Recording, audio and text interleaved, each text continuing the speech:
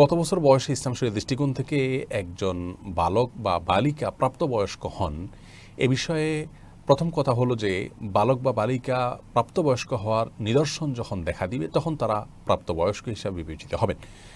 মেয়েদের বালেগ হওয়ার বা প্রাপ্তবয়স্ক হওয়ার নিদর্শন হলো মাসিক আরম্ভ হওয়া, ছেলেদের স্বপ্নদোষ ইত্যাদি শুরু হওয়া।